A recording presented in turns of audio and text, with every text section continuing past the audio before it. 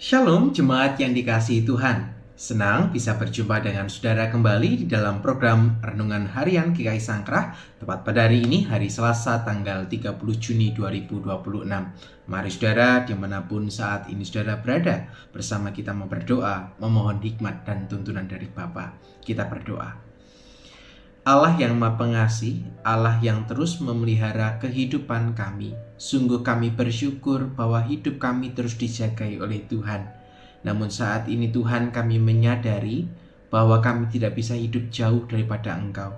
Untuk itu saat ini kami mengarahkan hati kami untuk kembali membaca dan merenungkan sabda Tuhan, yang kiranya melalui pembacaan dan perenungan ini setiap kami semakin dibentuk untuk seturut dengan apa yang menjadi kehendak Tuhan.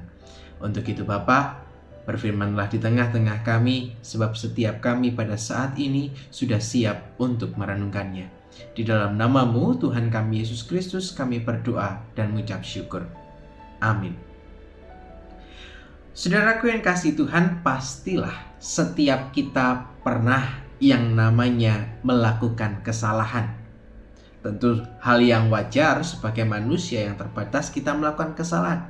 Namun justru yang menjadi pertanyaan, ketika kita melakukan kesalahan, apa yang kemudian menjadi respon kita?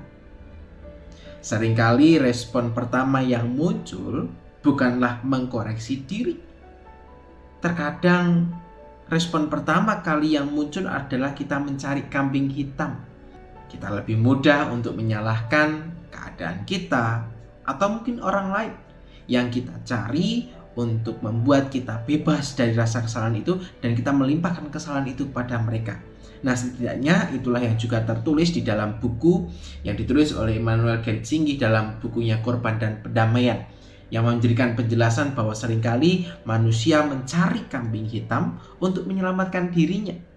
Daripada memilih bersikap jujur, seringkali mencari kambing hitam menjadi solusi yang seringkali dilakukan. Nah, saudaraku yang kasih Tuhan, apa yang menjadi akibatnya? Masalah yang sebenarnya dapat kita selesaikan dengan baik, dengan kerendahan hati, yang terjadi justru semakin besar karena hati kita menolak untuk bertobat.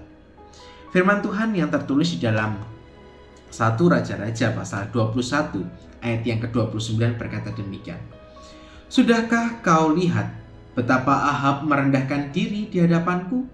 Karena ia telah merendahkan diri di hadapanku, aku tidak akan mendatangkan malapetaka semasa hidupnya. Barulah pada masa anaknya, aku akan mendatangkan malapetaka atas keluarganya. Nah, saudaraku yang kasih Tuhan, di dalam pembacaan firman Tuhan hari ini, Allah ingin mengajak setiap kita belajar dari kisah seorang raja bernama Ahab. Kita tahu bahwa Ahab adalah seorang raja yang melakukan kesalahan besar pada masa itu. Sebab di hadapan Allah, ia membiarkan ketidakadilan terjadi. Bahkan dikatakan di dalam kitab 1 Raja-Raja, ia menikmati hasil dari kejahatan itu, yaitu adalah merebut tanah atau merebut kebun anggur milik Nabot.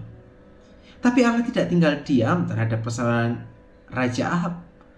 Ia menjumpainya lewat kehadiran seorang penyambung lidah, yaitu adalah Nabi Elia. Allah menyampaikan teguran yang keras kepada Raja Ahab lewat Nabi Elia.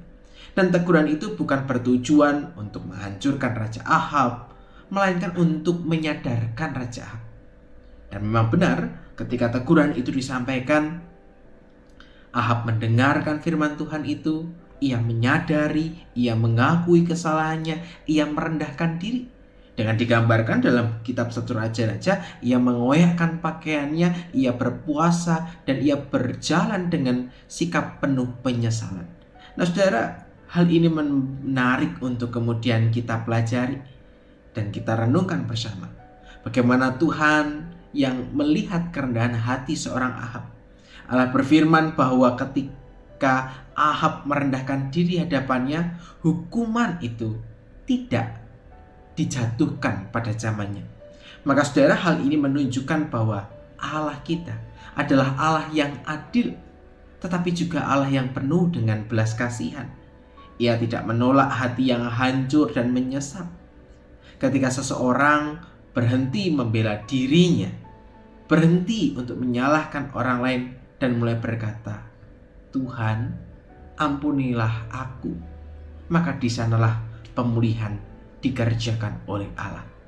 Nah, saudaraku yang dikasihi Tuhan, firman Tuhan ini mengingatkan kepada setiap kita bahwa pertobatan sejati itu dimulai dari keberanian untuk mengakui kesalahan kita. Dalam kehidupan sehari-hari, firman ini dapat dilakukan dengan cara yang sederhana, yaitu adalah berani meminta maaf ketika kita bersalah. Tidak cepat untuk menyalahkan orang lain, atau kita mau menerima teguran, dan kita mau datang kepada Tuhan dengan kerendahan hati. Maka saudara, jangan biarkan kesalahan kecil menjadi masalah yang besar oleh karena kesombongan hati kita. Sebaliknya, izinkanlah Tuhan untuk menegur, membentuk, dan memulihkan setiap kehidupan kita.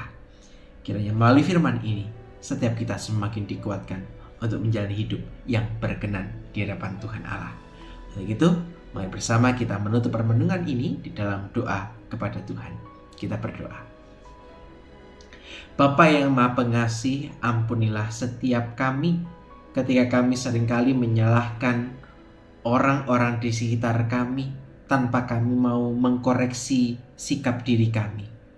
Kami masih tinggi hati, kami masih dikuasai oleh keegoisan hati kami.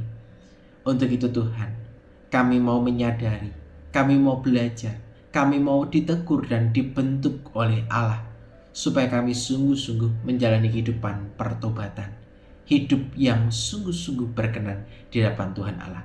Untuk itu mampukanlah setiap kami dalam karya pelayanan kami dalam kehidupan hari ini. Tuhan yang memperlengkapi, Tuhan yang memampukan, dan Tuhan yang menyertai setiap langkah kehidupan kami. Maka inilah doa kami dan pinta kami yang boleh kami naikkan hanya di dalam nama-Mu, Tuhan kami Yesus Kristus, Tuhan dan Juru Selamat kami yang hidup. Kami berdoa dan mengucap syukur. Amin.